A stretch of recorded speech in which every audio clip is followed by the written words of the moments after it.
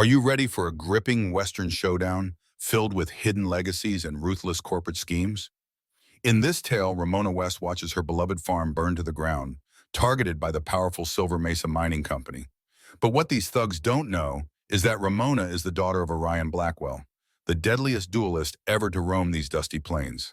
Determined to protect her land and expose the company's shady tactics, Ramona reaches out to her estranged father, igniting a battle that will shake the entire region.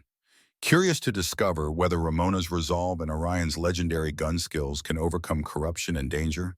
Stay tuned for every twist in this high-stakes saga of loyalty and survival.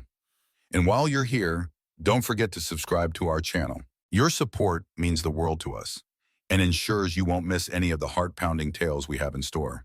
The Arizona sun hung low on the horizon, staining the desert sky a fierce red that bled into streaks of gold. Ramona West stood at the edge of her burned homestead, the hem of her simple work dress still singed from the flames. Smoke curled upward from the ashen remains of what once had been her pride and livelihood, a modest but thriving farm in Moonstone Gulch. Only a week ago, this patch of land flourished with tall corn, a tidy barn for her livestock, and a cozy farmhouse where she had lived for the last 10 years. Now, the scorched earth bore silent testimony to the brutality of Lionel Hanover and his hired thugs from the Silver Mesa Mining Company. At 43, Ramona had already mourned more than most. She'd lost her husband to a sudden fever long ago, yet she found the courage to keep farming. But what these outlaws did, burning her farm to the ground, was a transgression that awakened something deep within her, something she had spent years trying to bury. No one in the Gulch realized that Ramona West was, by birth, Ramona Blackwell, the only daughter of Orion Blackwell, once the most feared duelist in the Western Territories. Orion's reputation was legendary, whispered through poker tables, saloons, and stagecoach lines, but no one connected that grim figure to the calm widow who'd settled in Moonstone Gulch. Ramona had broken ties with her father decades ago, determined to live a peaceful life, far from the violence that claimed so many. She took her late husband's surname and poured her energy into the soil, coaxing the dry land into a fruitful enterprise. For a time, it seemed her plan worked. Her quiet competence kept the farm thriving, outshining even some of the larger spreads nearby. Yet success in a frontier town often drew unsavory attention. The Silver Mesa Mining Company had been expanding its operations relentlessly, snatching up ranches and farmland for months under the guise of fair purchases. When money failed to sway owners, intimidation followed. Ramona heard stories of barns mysteriously burning and her neighbors' livestock vanishing overnight. Whispers circulated about the cunning manager at Silver Mesa, Lionel Hanover, who never dirtied his own hands but hired men adept at sabotage. She had refused Hanover's offers to buy her homestead at a fraction of its worth. Perhaps she was naive, believing her modest farm would escape the wrath that consumed others. But tonight's smoldering ruins proved otherwise. The final spark still glowed when her young ranch hand, Manny Reyes, stumbled onto the scene. Wide-eyed and near tears, he found Ramona standing in the wreckage, clutching a battered Colt revolver, her father's old sidearm. Manny had never seen her so grim. "Senora West," he panted, "we have to get help. They could be back any minute." Ramona nodded silently, her gaze fixed on the horizon. In those embers, she saw the reflection of her old life, the one she'd rejected years ago. Telling Manny to gather the remaining livestock and salvage what he could, she faced the reality that an empty handshake or a polite conversation with the local sheriff wouldn't be enough. The neighbors who arrived to offer consolation saw only a somber widow, whose trembling hands seemed more from anguish than rage. But inside Ramona's chest, a storm brewed. She recalled the day she had left her father's home, vowing never to return to that violent world. Now it seemed the world of violence had found her anyway. Unbeknownst to the men who set her fields ablaze, they had awakened a part of her that had lain dormant for years. Less a farmer and more the daughter of a gunslinger, whose name once made the toughest outlaws tremble. By daybreak, the ashes still smoldered, and Ramona West would take the first step on a path that might well lead her back into the shadows of her father's old legacy. Moonstone Gulch had always been a place of harsh beauty, with rolling desert plains, distant mesas, and spindly cacti casting long shadows at dawn. Over the past 6 months, the Silver Mesa Mining Company had rapidly encroached upon the area, seeking to monopolize not only the mineral veins in the surrounding hills, but also the precious water sources that sustain local farms. Lionel Hanover, the company's regional boss, had made it clear that he considered farms an obstacle to be removed. His men's intimidation tactics escalated from polite warnings to thinly veiled threats, and for Ramona West, it had now crossed into outright destruction. All of the valley's residents could sense that Silver Mesa's hunger for land would not be easily satisfied. That morning, Ramona stood beside the ruins of her barn with Manny Reyes, detailing every charred board, every collapsed beam for a record she intended to give the local sheriff. She knew Sheriff Tuttle was cautious, often unwilling to poke at hornets' nests, especially those swarming with corporate power. Still, Manny and Ramona meticulously recorded every bit of damage. If nothing else, she wanted an official complaint lodged. Manny, a wiry 19-year-old with big dreams of becoming a foreman one day, looked at her with concern. He asked if they should ride out to beg help from the neighboring ranchers. Ramona's jaw set. "I'll speak to them myself. But Manny, I need you to do something first. Ride into Redwood Junction and telegraph this message. Ramona needs you, Moonstone Gulch. Send it to Orion Blackwell, care of the Green Lily Saloon in Durango. Pay whatever the telegraph man asks, just get it out." Manny blinked in confusion at the name Blackwell. It held no meaning for him, but the urgency in her voice told him to ask no questions. He mounted his horse and galloped off, leaving Ramona alone amid the charred debris. In town, speculation buzzed over who had burned Ramona's farm. Some said it was ruffians paid by the mining company. Others believed it was a random gang passing through. Only a few quietly muttered that the fire might have been an accident. Overhearing their theories made Ramona's stomach coil. These folks did not grasp how methodical Silver Mesa could be. She had heard how the Farnell farm up north lost its well after a coincidental collapse of the earth. 2 weeks later, Farnell sold out for a pittance. By midday, Ramona found herself on the porch of Sheriff Tuttle's modest office. The sheriff, a stout man with a thick mustache, surveyed her statement with polite but distant interest. "I'm sorry this happened, Mrs. West," he said, "but you'll need more than suspicion to tie it to Hanover's boys. Any witnesses? Anyone see the men who lit the flames?" "None," Ramona admitted, "but they threatened me before trying to buy me out. This can't be a coincidence." Tuttle sighed, removing his hat to wipe sweat from his brow. "I'd advise caution. If it's truly Silver Mesa behind this, you're taking on a powerful foe. Without proof, my hands are tied." His tone, though sympathetic, was also resigned. Ramona recognized that attitude. Sheriff Tuttle, like many in the Gulch, was cowed by the mining company's political clout and rumored payoffs. Stepping outside, Ramona's heart pounded with anger and dread. She realized an official complaint would accomplish little against Hanover, who had lawyers and crooked accountants ready to bend the law in his favor. Glancing at the telegram Manny had sent, she was reminded that help might be on the way. But help from Orion Blackwell meant welcoming back the one person she had vowed never to need again.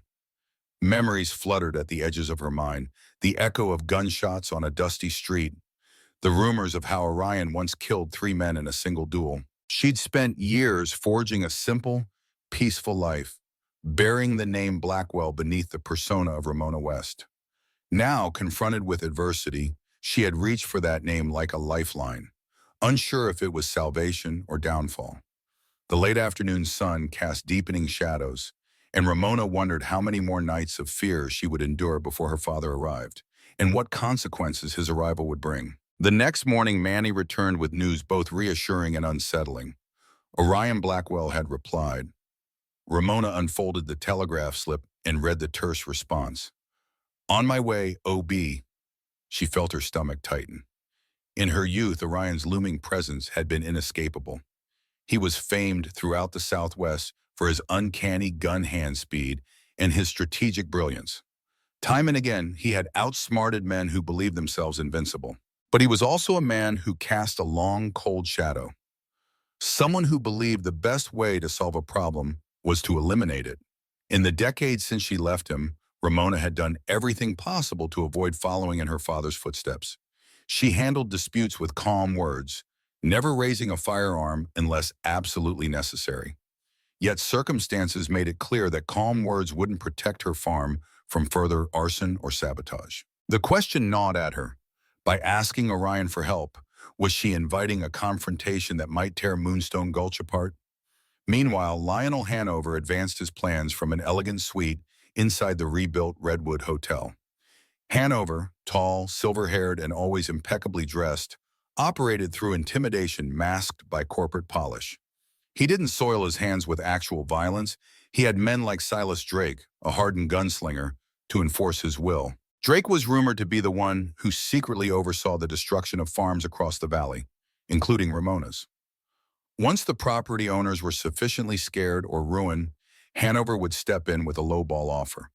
Families desperate for money often sold out rather than face more terror. That evening, a local bartender mentioned to Manny that Drake was spotted in Redwood Junction, meeting with unknown men. It seemed only a matter of time before they tried to persuade Ramona again. Concerned neighbors visited the smoldering wreckage of Ramona's land, offering condolences and small tokens of help, an extra blanket, a few tools to replace what was lost. She thanked them sincerely, aware that many feared the same fate. Most lived on the edge financially, an easy target if Silver Mesa decided to push them. With Manny's assistance, she patched together temporary shelter for her surviving livestock.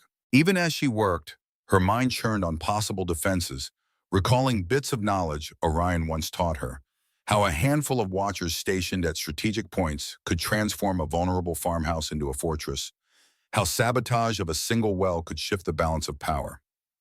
Late that afternoon, Manny approached, breathless, saying he had spotted riders in the distance near the southwestern edge of the property, men who weren't part of the gulch. Instinct flaring, Ramona told him to circle behind them, stealthily observe. If they truly were Hanover's men or some other lawless crew, she needed to know. As Manny left, Ramona found her hand drifting to the Colt revolver at her hip, the same old sidearm she'd tried to abandon years ago. It felt heavier each time she remembered the lethal potential within it. Looking out at the blackened remains of her barn, she whispered to the wind, "I won't run. I won't be silent." Yet she wondered if Orion's arrival would escalate the conflict into something unstoppable. A confrontation not just with hired thugs, but with the entire structure of corruption that Hanover represented. In the gathering twilight, an owl hooted from a nearby saguaro, as if echoing the uncertain tension hanging in the desert air. Ramona squared her shoulders, knowing the moment of reckoning was fast approaching. By the time Orion Blackwell arrived, she would have to decide, embrace the gunfighter's path, or find a new route that might spare Moonstone Gulch from a broader, bloodier storm. Dusk arrived with a hush, and the sound of hoofbeats thundered across Ramona's land. She hurried outside, heart pounding, to see a lone rider come into view, a tall, older man with angular shoulders and a wide-brimmed hat that seemed molded to his head. By the torchlight flickering from the makeshift shelter, she recognized the figure instantly.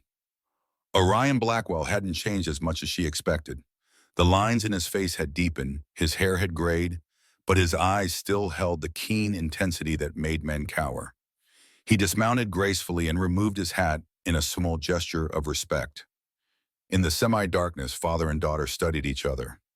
"Ramona," he said, voice resonating with quiet authority. "Your telegram said you needed me." She swallowed hard, nodding. "They burned my fields, my home, the Silver Mesa Company. I can't fight them alone." Orion's expression hardened. "Then we make sure they think twice before lighting another flame." Despite the relief of seeing him, Ramona felt a pang of reluctance. She remembered how Orion believed any problem could be settled with a bullet if one aimed true. She worried that unleashing his style of justice might turn the gulch into a battleground. Still, she needed help, and no one else in the West possessed his cunning or skill. Together, they walked the charred remains, Orion silently taking note of footprints, wagon tracks, even the scorch patterns on the ground. After a while, he simply muttered, "Professional job." They wanted to send a message. By dawn, Orion had already begun laying out a strategy, blending his knowledge of infiltration and defense with Ramona's familiarity with the terrain. She explained that Lionel Hanover's men were rumored to be holed up in Redwood Junction. Manny Reyes confirmed multiple sightings of Silas Drake meeting with shady-looking riders who spoke in hushed tones. Their next move was uncertain. Sun is certain, but Orion predicted they'd tighten the noose, perhaps sabotage Ramona's well, or threaten her neighbors to isolate her. A day later, father and daughter went into Redwood Junction. The transformation from sleepy trade stop to corporate outpost was evident. The Silver Mesa Mining Company had offices in a prominent brick building. Newly arrived men with suspicious eyes and guns at their hips lounged in the shade. Orion bought whiskey at a saloon, listening quietly to gossip. Ramona visited the general store, feigning interest in restocking supplies.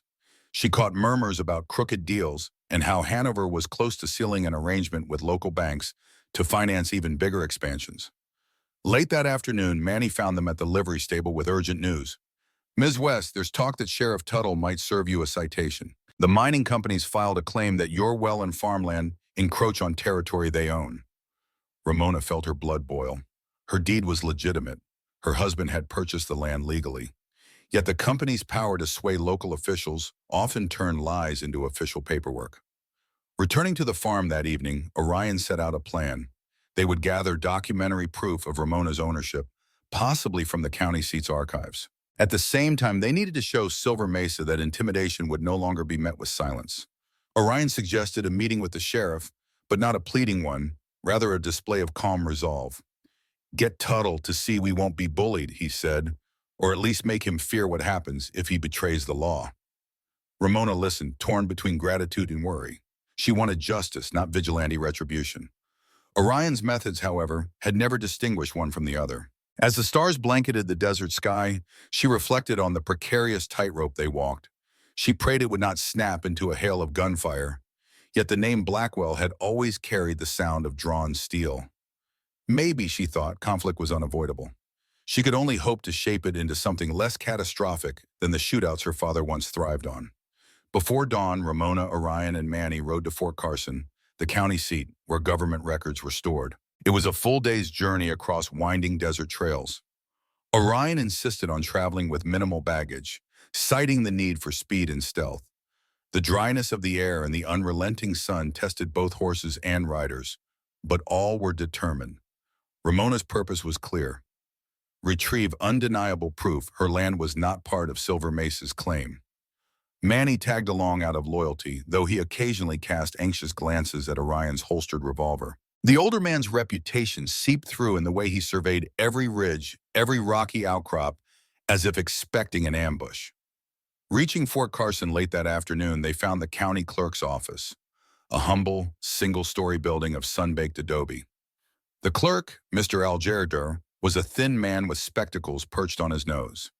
He fumbled about until he found a ledger containing land deeds for Moonstone Gulch. Ramona nearly wept with relief when she saw her husband's name, Samuel West, clearly listed alongside a legitimate survey map. Mr. Alger offered to make certified copies for a small fee, which Ramona promptly paid. She felt a weight lift from her chest at the thought of brandishing these documents in Sheriff Tuttle's office. While the copies were being made, Orion stepped outside for fresh air. Manny followed to check on the horses. They found themselves in a small courtyard where a trio of strangers approached, each armed. Instantly, Orion's posture shifted, his right hand hovering near the butt of his revolver. The men, with the look of hired guns, stared but said nothing. Manny felt a chill. After a tense moment, one man tipped his hat and they walked off. Orion watched them vanish around a corner, then muttered, "Could be Hanover scouts, or just local roughnecks.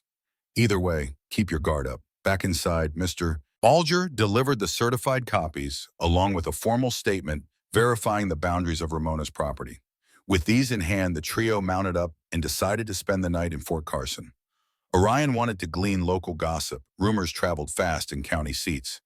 In the saloon, he overheard talk of new arrivals from the east, men rumored to be special investigators, hired by big mining companies to settle property disputes in their favor. Ramona realized that if Hanover had a legal team on the way, her documents might become a small speed bump, overshadowed by forged claims or bribed officials. Determined not to be caught off guard, they left Fort Carson at dawn to return to the Gulch.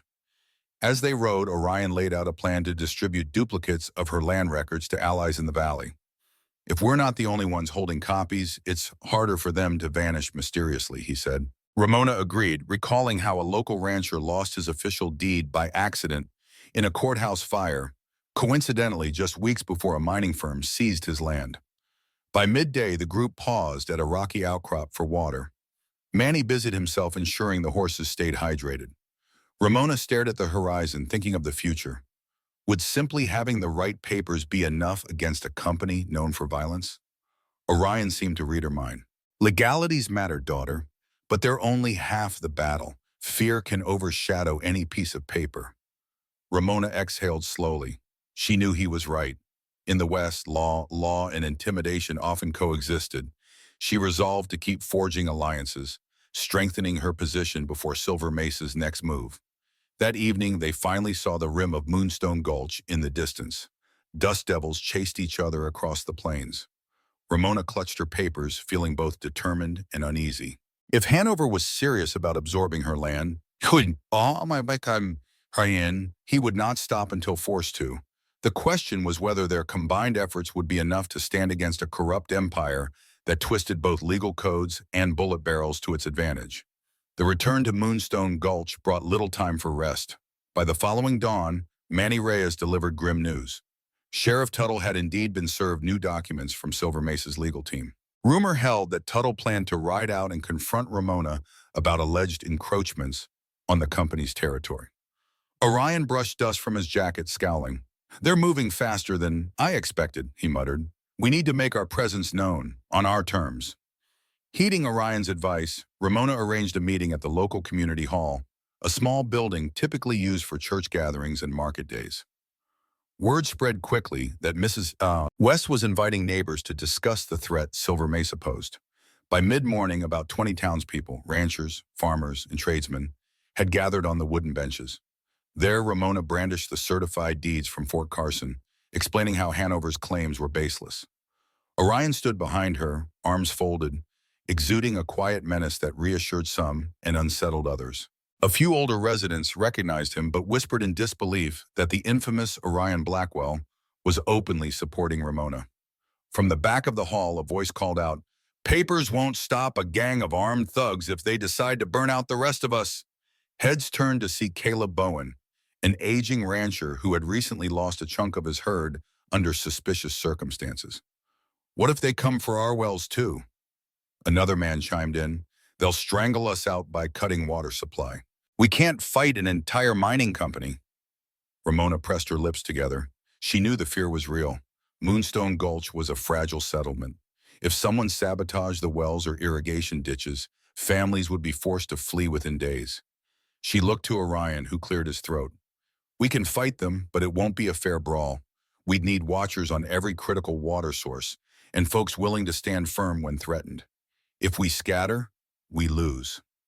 A hush fell over the crowd. Many were unconvinced, but a few, like Elsie Monroe, whose orchard had thrived due to Ramona's shared irrigation channels, nodded in solidarity. Elsie spoke up.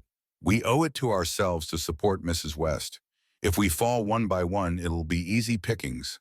Encouraged by her words, others murmured agreement. Orion invited volunteers to help guard the main well and set up a rotation for patrolling farmland on the outskirts. Even a small show of organization might make Hanover think twice before launching more arson attacks. Toward midday, the hall meeting disbanded with tentative plans for cooperative defense. Outside, Manny flagged Ramona down. "Sheriff Tuttle's coming.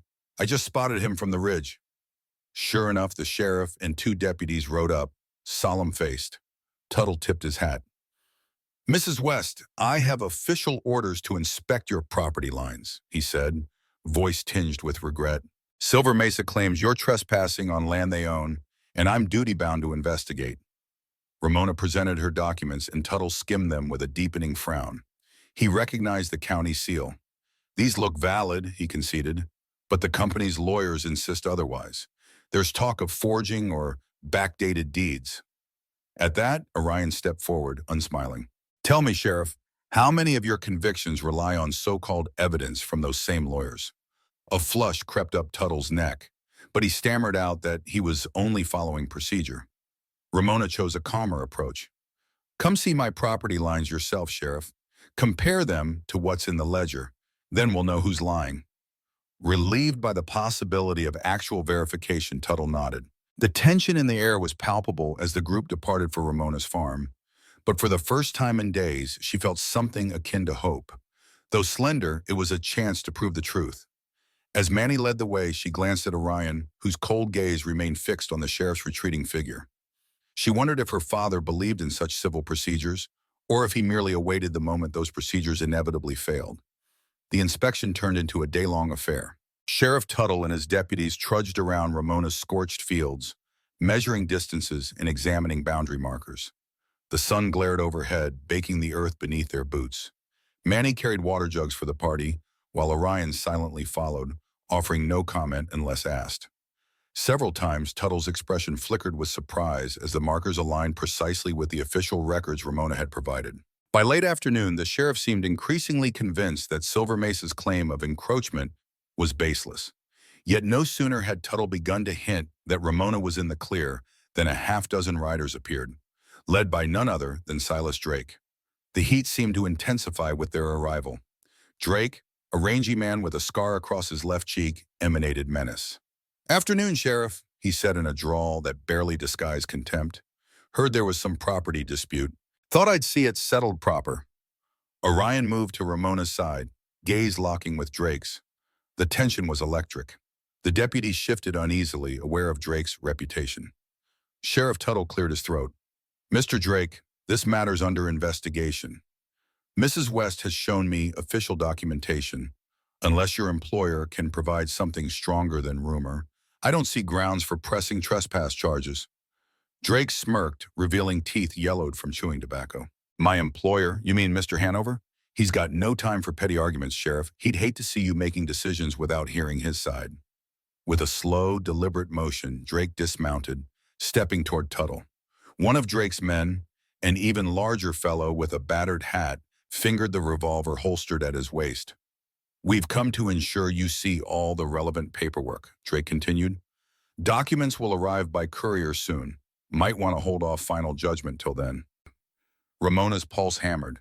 She saw how the deputies tensed, their morale wavering under Drake's presence.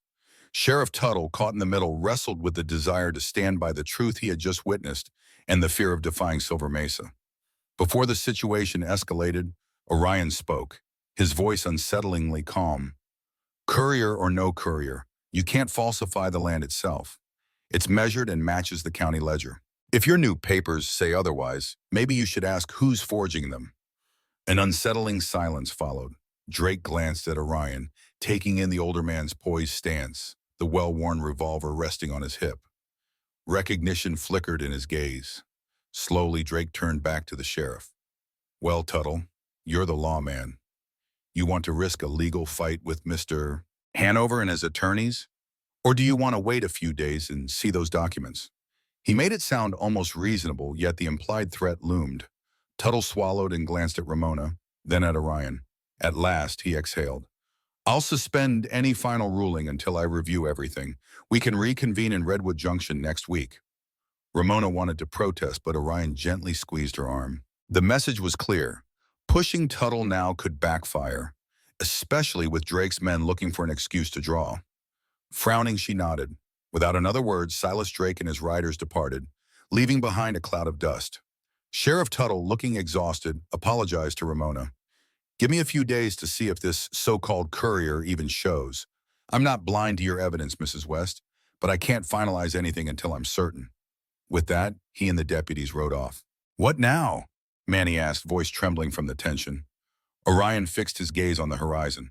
"They'll try forging a new claim or bribing whomever they can. We can't rely on Tuttle to hold strong if they apply enough pressure." He turned to Ramona, adding softly, "We must gather more allies, more proof, and be ready for a showdown if the law crumbles." Ramona gazed at the charred timbers that used to be her barn. The entire scene felt like the calm before a storm. Despite the small progress made, the day's events revealed that Silver Mesa had no intention of backing down. They would fight for her land, through crooked lawyers if possible, or with gunmen if necessary.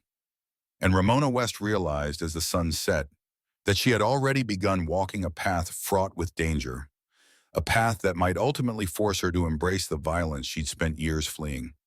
The week passed in a flurry of rumors and uneasy waiting. Word arrived that the rumored courier was none other than Darius Bell, a known fixer who specialized in producing evidence for corporate interests.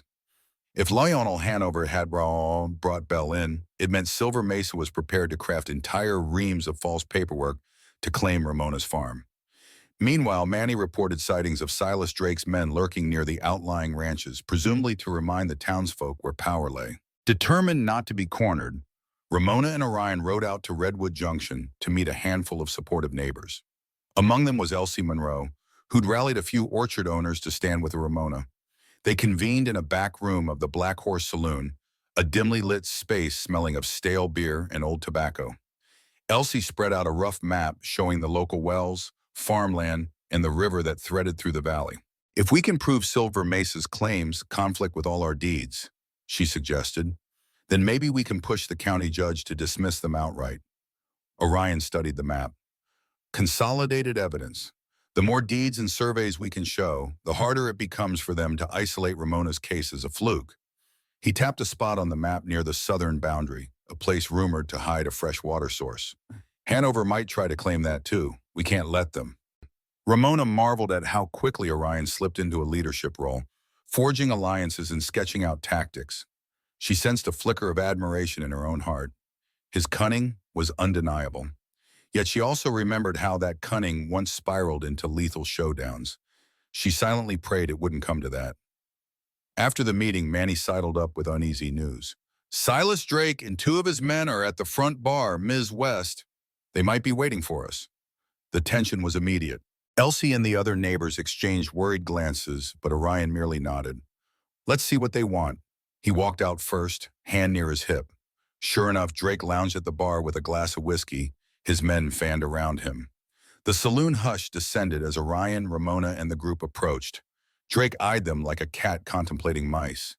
Seems you folks are stirring up trouble in Redwood Junction. Word is you're collecting deeds, forming alliances. A big fuss over a worthless patch of farmland. He shrugged theatrically. Hard to see why you won't just sell and move on. You'd avoid so much unpleasantness.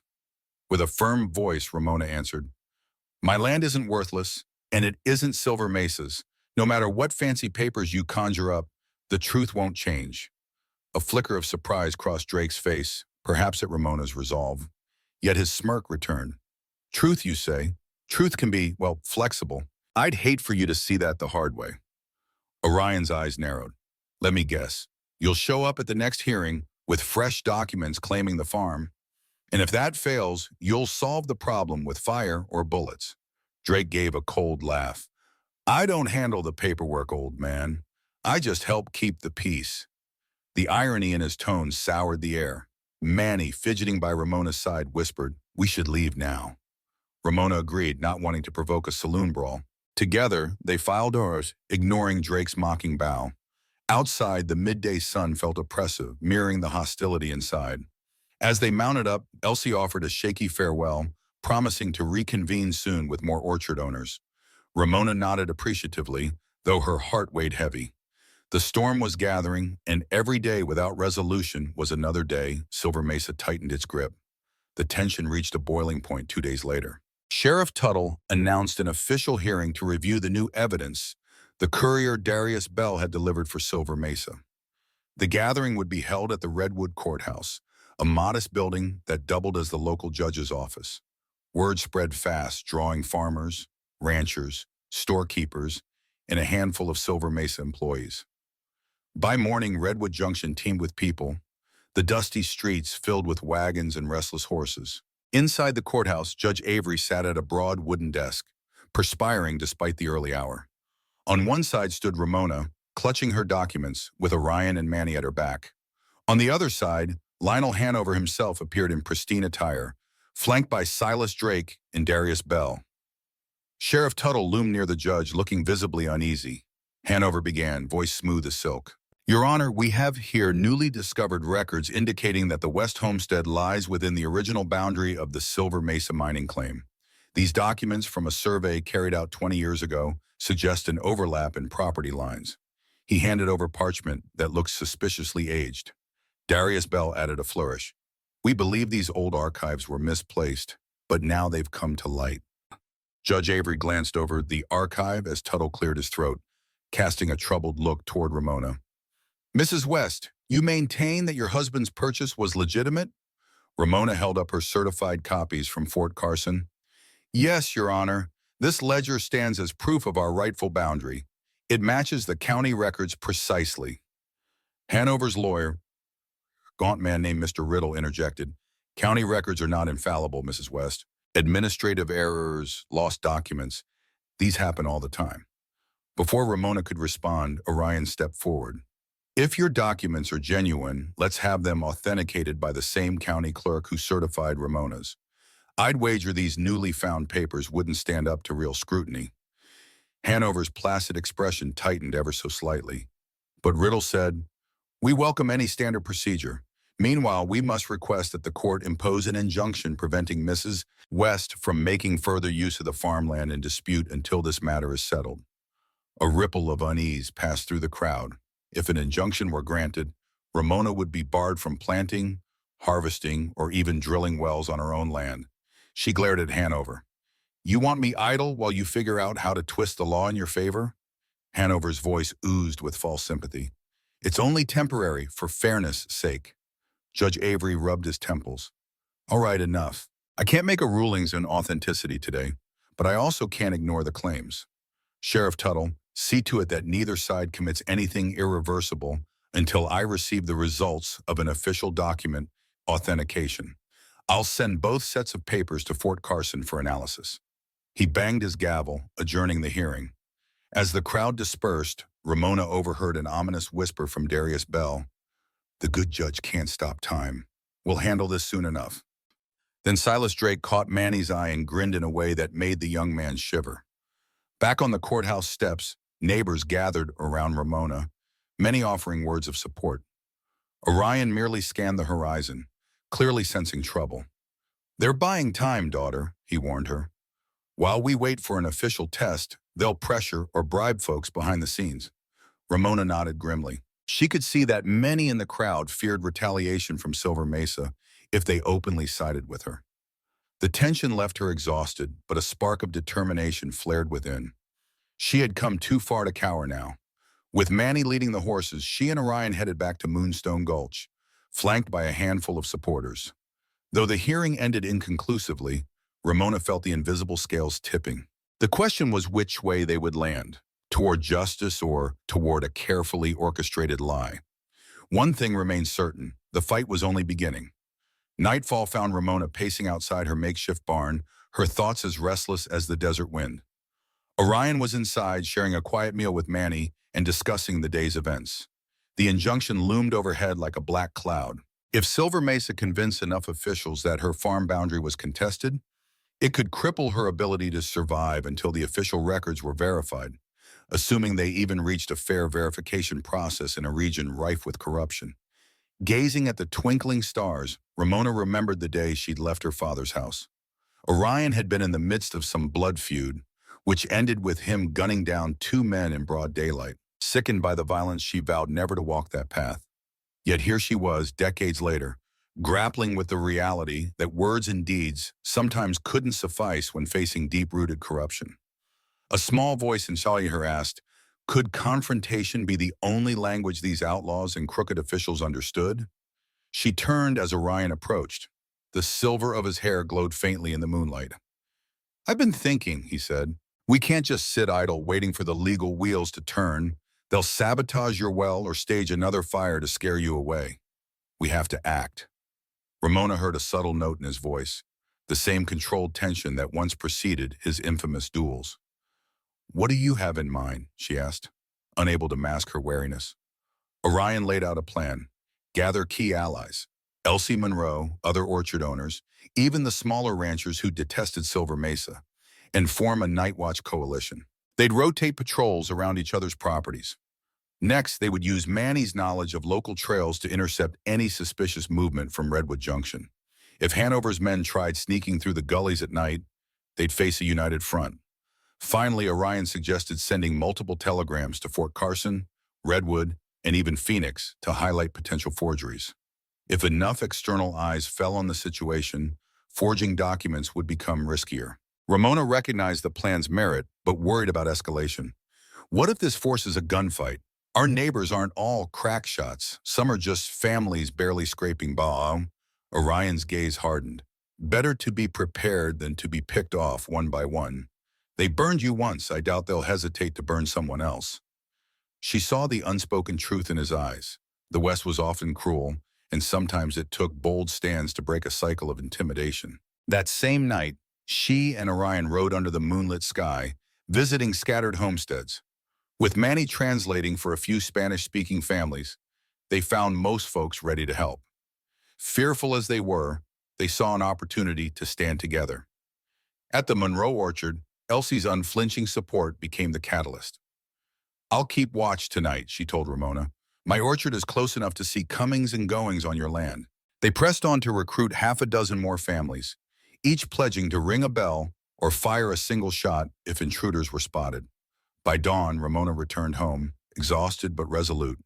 She found Manny already dozing near the horse corral, while Orion slept upright by a crate of supplies. The new coalition was fragile, yet it was something tangible. If Hanover's men attacked, they wouldn't face a solitary widow but a network of allied neighbors. In the days that followed, the watch system took shape. Reports trickled in of suspicious riders lurking by the farmland at dusk, but each time they saw watchers, they backed off. Ramona's wells stayed intact, her few remaining animals safe. For the moment, the threat receded, yet a sense of inevitability weighed on her. The hearing at Redwood would reconvene soon, and if Silver Mesa succeeded in peddling their forged claims, the conflict might shift from subtle intimidation to outright violence.